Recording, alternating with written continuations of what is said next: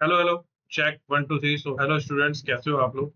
और आप सभी लोगों का बहुत बहुत वेलकम है आपके प्यारे से चैनल पे। तो जैसा कि आप लोगों को पता है कि आपका जो एनवायरमेंटल साइंस है उसका सिलेबस जो है वो नया आया है जेबी वाले बच्चों के लिए। तो क्लास 6 वाले बच्चे, आप लोगों को मैं बता देता हूँ, ये आपका टेलीग्राम चैनल का लिंक है। अगर आपको कोई भी सब्जेक्ट से रिगार्डिंग आपको नोट्स चाहिए, पीडीएफ चाहिए, तो आप इस चैनल से कनेक्ट हो सकते हैं और बेसिक चीजों को अच्छे तरीके से सीख सकते हैं। कहीं कोई भी आप लोग को डाउट लगता है तो कोई दिक्कत नहीं है, आप यहाँ पे सारी चीजों को सीखेगा, ठीक है। तो ये हम लोग क्या कर रहे हैं, देखिए मैं ये कोशिश करूंगा क्योंकि इन्वायरमेंटल साइंस जो है वो आपके जो सिलेबस दिया है वो आपको पूरा पूरा सिलेबस जो है मैच होता है आपकी जो एनसीईआरटी है। जो आपकी एनसीईआरटी है, एनसीईआरटी में जो आपका ईवीएस का पोर्शन, उसमें से आपके सारे टॉपिक्स मैच होते हैं। आप बिल्कुल देख सकते हो, प्रॉपर चीजों को सीख सकते हो, समझ सकते हो। तो यहाँ पे हम लोग जो बात करने वाले हैं जेएनबी वाले चैनल्स पे ये सारी चीजों के बारे में, तो इसमें चैप्टर वाइज हम लोग, अगर आप लोगों ने देखा तो मैंने मॉड्यूल वाइज क्वेश्चन डाले, मतलब हर छोटे छोटे टॉपिक से रिलेटेड 15 क्वेश्चन थे। अब मैं क्या कह रहा हूँ आपसे, चैप्टर वाइज जो है हम लोग क्वेश्चंस करेंगे कि चैप्टर 1 है ये आपका। तो चैप्टर 1 के रिगार्डिंग आपके 25 क्वेश्चन हम लोग कंप्लीट करेंगे, ठीक है। और 25 क्वेश्चंस आपके हर चैप्टर के 24 क्वेश्चंस कंप्लीट करेंगे। 24 क्वेश्चंस है तो 24 क्वेश्चंस हम लोग यहाँ पे इसकी शुरुआत करते हैं, ठीक है। चैप्टर वाइज चलेंगे, चैप्टर वाइज 24 क्वेश्चन, जितने भी चैप्टर है उसमें 24 25 मैक्सिमम 30 और मिनिमम 20 तक अपनी चीजों को कंप्लीट करते हुए चलेंगे, ठीक है। चलिए, तो सबसे पहले स्टार्ट करते हैं क्वेश्चन नंबर 1 से। क्वेश्चन नंबर 1 आपका कह रहा है, हिंदी और इंग्लिश दोनों में क्वेश्चन आएंगे। पृथ्वी पर उपलब्ध जल में से मनुष्यों के लिए सीधे पीने योग्य जल की मात्रा कम क्यों? सीधे पीने योग्य जल की मात्रा कम क्यों? तो देखिए आपके ऑप्शंस क्या क्या है। अधिकांश जल, why is the amount of water directly suitable for drinking small. तो अधिकांश जल खारा है, मोस्ट वाटर इज सॉल्टी, सभी जल बर्फ है, ऑल वाटर इज आइस, नदियां सूखी है, रिवर्स आर ड्राई, वर्षा नहीं होती, देयर इज नो रेनफॉल। तो सही आंसर क्या है कि वाटर तो है बट वो खारा है, यानी अधिकांश जल खारा है। ऑप्शन नंबर ए आपका सही आंसर है। यानी पुस्तक के अनुसार पृथ्वी की, ये जो आपकी एनसीईआरटी की जो न्यू बुक है, एनसीईआरटी न्यू जो है आपकी क्लास 5 के लिए ईवीएस से, उससे आपकी चीजें, ताकि आपको डायरेक्ट मतलब कॉन्सेप्ट के साथ चीजें मिले। पुस्तक के अनुसार पृथ्वी की सतह का अधिकांश जल लवणीय खारा है, मीठा जल बहुत कम मात्रा में और जीव जगत के लिए अत्यंत आवश्यक है, इसलिए समुद्र का जल सीधे पीने योग्य नहीं होता है। क्लियर? चल आगे बढ़ते हैं नेक्स्ट क्वेश्चन पे। क्वेश्चन नंबर 2, क्वेश्चन नंबर 2 क्या कह रहा है, निम्न में से कौन सा जल का ठोस रूप है?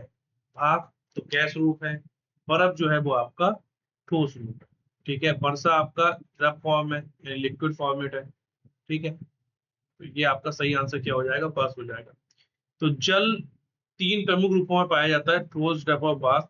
बर्फ जो है जल का ठोस रूप है। Water can occur at solid, liquid and vapour, ice is the solid form, ठीक है। तो आपका सही आंसर हो जाएगा उत्तर नंबर बी। क्लियर? कोई भी डाउट, कोई भी समस्या हो तो आप लोग देख सकते हैं। फटाफट से हम लोग इस क्वेश्चन को की जो सीरीज है 24 क्वेश्चन को कंप्लीट करते हैं। ठंडे ग्लास के बाहर दिखाई देने वाली जल की बूंदें मुख्यतः कहाँ से आती है? ठंडे ग्लास के बाहर दिखाई देने वाली जल की बूंदें मुख्यतः कहाँ से आती है? ग्लास के अंदर से, हवा में उपस्थित जलवाष्प से, बर्फ से, सीधे गिलास की धातु। तो गिलास की धातु से कुछ नहीं निकलता है, सीधे बर्फ से भी नहीं आती, गिलास के अंदर से भी नहीं आती। जो हवा में उपस्थित जलवाष्प होता है ना, from water vapour in air, वहां से आती है। तो सही आंसर हो जाएगा ऑप्शन नंबर बी। ठंडी सतह संपर्क में आने पर आसपास की जलवाष्प ठंडी होकर छोटी बूंदों में बदलती है, इसे संघनन के रूप में समझा जा सकता है। तो water vapour in the surrounding air cools on the cold surface forms liquid droplets. Next, सूर्य की गर्मी से जलवाष्प बनने की प्रक्रिया क्या कहलाती है? What is the process in which water changes into vapor due to sun's heat? तो आपका सही आंसर क्या हो जाएगा? वाष्पीकरण। क्योंकि आपसे क्या बोला गया है, देखो सुनो, सूर्य की गर्मी से जलवाष्प बनना, तो जमने का कोई पॉइंट नहीं है, संघनन और पिघलने का भी कोई मतलब नहीं है। तो सही आंसर आपका क्या हो जाएगा? उत्तर नंबर सी, वाष्पीकरण, इवापोरेशन। सूर्य की ऊष्मा जल को गर्म करती है और जल का कुछ भाग जलवाष्प में बदल जाता है, इस प्रक्रिया को वाष्पीकरण कहते हैं। Solar heat change liquid water into water vapour, this is evaporation. Next question number 5, जलवाष्प के ठंडा होने पर बादल में जलवाष्प के ठंडा होने पर बादल बनने में कौन सी प्रक्रिया महत्वपूर्ण है? तो आपका सही आंसर होगा कंडेंसेशन। क्या होगा सही आंसर? कंडेंसेशन यानी संघनन। तो संघनन आपकी ऐसी प्रक्रिया है जिसमें जो है जलवाष्प ठंडी होकर छोटी छोटी जल बूंदों में बदलती है। उनके अनेक बूंदे मिलकर बादलों के निर्माण में सहायता प्रदान करती है। Water vapour, water vapour cools and forms tiny droplet. These droplets contribute to cloud formation. Next question क्या है? जल के लगातार वाष्प, बादल और वर्षा के रूप में घूमते रहने की प्रक्रिया क्या कहलाती है? जल के लगातार वाष्प, बादल और वर्षा के रूप में घूमते रहने की प्रक्रिया, तो ये आपकी कहलाती है जल चक्र।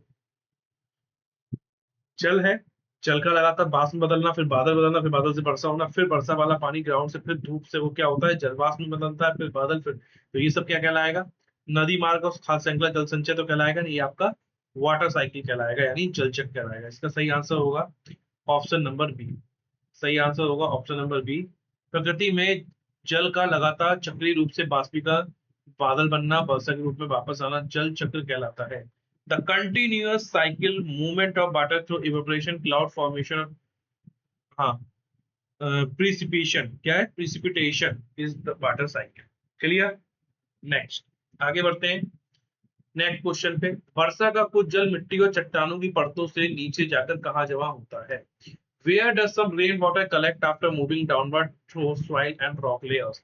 तो वो भूमिगत जल के रूप में, तो देखो वायुमंडल में तो जाएगा नहीं, ऊपर बादलों में भी नहीं जाएगा और समुद्र में भी नहीं जाएगा, क्योंकि केवल केवल वाले ऑप्शन वैसे भी हम लोग चूज नहीं करते, आपको पता होगा। तो आपका सही आंसर क्या होगा? सही आंसर आपका उत्तर नंबर बी है। मिट्टी द्वारा सूखा गया जल नीचे की ओर जाता है और भूमि के नीचे जमा हो जाता है, जिसे भूमिगत जल कहते हैं। नेक्स्ट, निम्न में से कौन सा भूमिगत जल के पुनर्भरण में अधिक सहयोग होगा? Which would help ground water recharge more? तो सबसे अच्छा आंसर क्या होगा? पक्का कंकरी क्षेत्र ना खुला हरित क्षेत्र। खुला हरित क्षेत्र में क्या होगा? भूमिगत जल ज्यादा आप स्टोर कर सकते हैं। क्योंकि देखो पक्का कंक्रीट क्षेत्र होगा तो उसमें पानी ऊपर ही रुक जाएगा, पूरी तरह सीमेंट की सड़क या फिर बंद फर्श, उसमें भी पानी ऊपर ही रहेगा, नीचे भूमिगत में नहीं जा पाएगा। जो ग्राउंड वाटर है उस ग्राउंड वाटर की इंक्रीज नहीं हो पाएगी, ग्राउंड वाटर बढ़ नहीं पाएगा।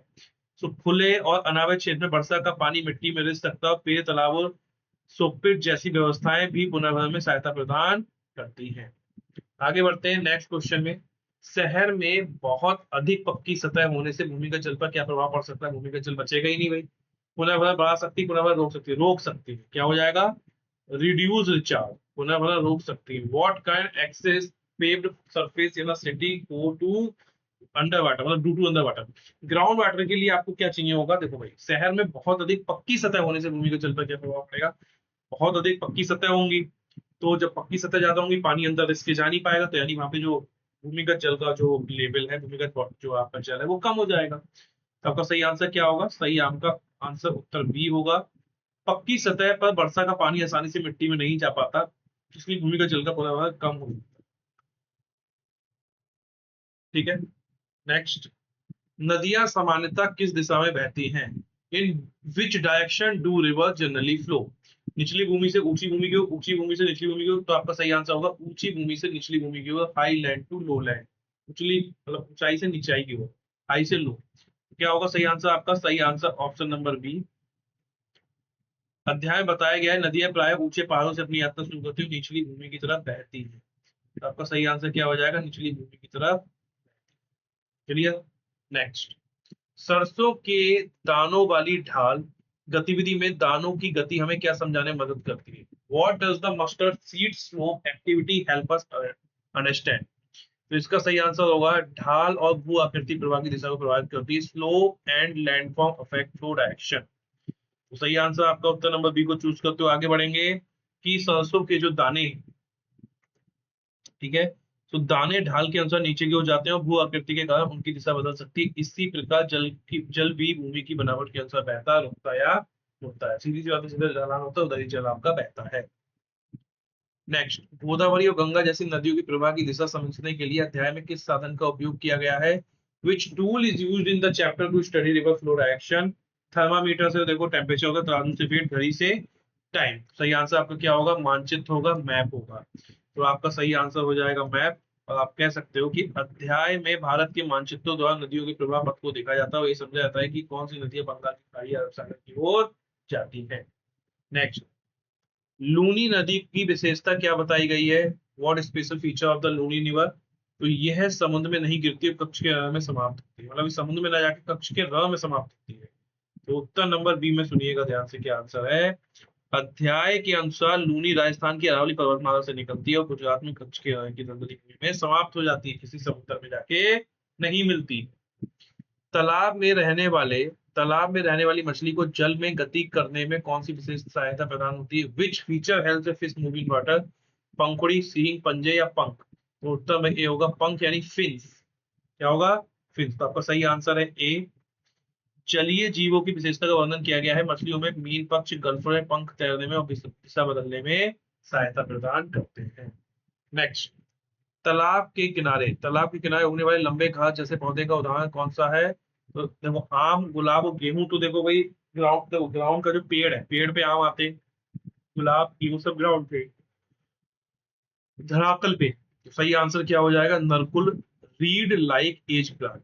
ठीक है, तो उत्तर आपका आंसर ए हो जाएगा। अध्याय में नरकुल को तालाबों के किनारे उगने वाला लंबा घास के समान पौधा बताया गया। ठीक है। नेक्स्ट, कमल और कुमुद के बारे में कौन सा कथन सही है? Which statement about lotus and water water lilies is correct? वे जल पर तैरते हो, जड़ें तालाब में रहती हैं, वे केवल सूखी भूमि में उगते हैं, ये तो पहली गलत हो गया। उनकी जड़ें हवा में रहती है, ये भी गलत है। समुद्री नमक बनाते हैं, ये तो बिल्कुल गलत है। तो आपका सही आंसर हो जाएगा, वे जल पर तैरते हो, जले जो है वो तालाब में तल में रहती है। तो they float on water and roots remain at the pond water. Clear? तो आपका सही आंसर हो जाएगा ए। और सही आंसर के आगे आप क्या लिखेंगे? अध्याय में कमल और कुमुद को जल की सतह पर तैरने वाले पौधों के रूप में बताया गया, जिनकी जड़ें तालाब की तल में रहती है। नेक्स्ट, जलकुंभी को अध्याय में किस प्रकार का पौधा बताया गया है? बहुत धीमी गति से बढ़ने वाला, जल पर तैरने तेजी से फैलने वाला, केवल देखो रेगिस्तान से मतलब नहीं, चट्टानों से मतलब नहीं है।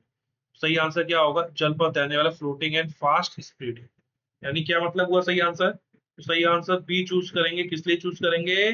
जलकुंभी को जल पर तैरने वाला और शीघ्रता से बढ़कर फैलने वाला पौधा बताया गया है। नेक्स्ट, पत्तियों पर मोमिये आलेपन पौधों के लिए उपयोगी क्यों है? Why is the waxy coating on leaves useful to a plant? नदी को रोकने में कोई मतलब नहीं, बादल बनाने में नहीं, जड़ें काटने में नहीं, तो अपोजिट, रॉन्ग आंसर तो हमें चूज ही नहीं करने। पत्ती को जलरोधी बनाने, to make the leave water resistant. तो आपका सही आंसर हो जाएगा ए। अध्याय के अनुसार पत्तियों को मोमीय आलेपन उन्हें जलरोधी बनाता है और अत्यधिक पानी के अंदर जाने को रोकने में मदद करता है, मतलब अत्यधिक पानी जो है वो अंदर जाने को रोकने में मदद करता है। नेक्स्ट, यदि किसी क्षेत्र में 2 वर्ष तक वर्षा ना हो तो सबसे पहले किस संसाधन पर गंभीर दबाव पड़ सकता है? In any area receive no rain for 2 years, which resource can face severe pressure? जल, सूर्य का प्रकाश, चंद्रमा या हवा का रंग? सबसे पहले जल पे ही दिक्कत आएगी भैया, पानी नहीं तो जल पे ही तो दिक्कत आएगी। तो सही आंसर हो जाएगा आपका ए।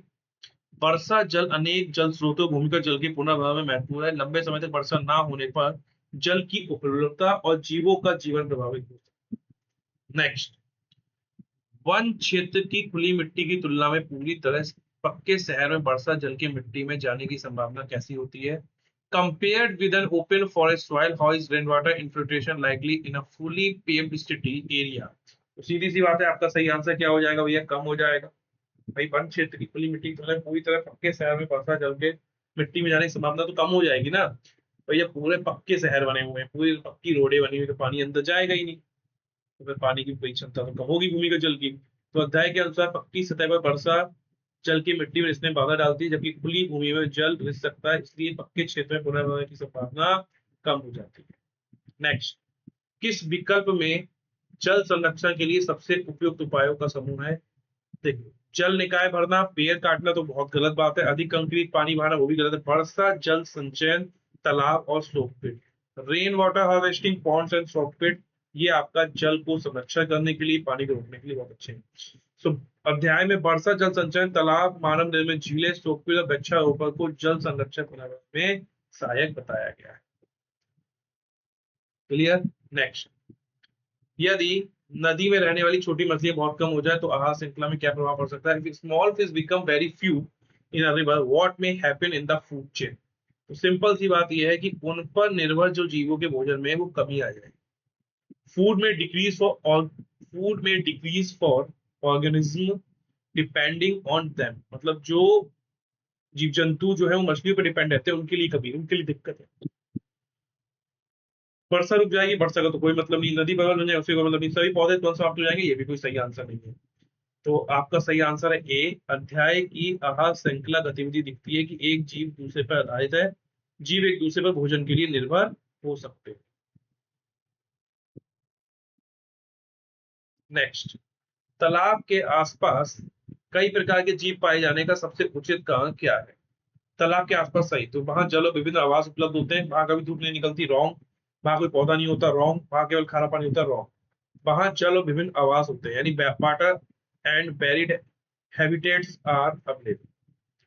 तो आपका सही आंसर क्या हो जाएगा? आपका सही आंसर ए हो जाएगा। जलीय निकाय जल भोजन और अलग प्रकार के सूक्ष्म बड़े आवास उपलब्ध कराते हैं, इसलिए अनेक पौधे और जंतु जल के अंदर तथा आसपास रहते हैं। नेक्स्ट और लास्ट क्वेश्चन है आपका, निम्न में से कौन सा जल चक्र का सही क्रम दिखाता है? विच sequence best represent the water cycle? बर्फ भोजन मिट्टी, रॉन्ग। नदी आग, रॉन्ग। वर्षा सूर्य समुद्र बंद, रॉन्ग।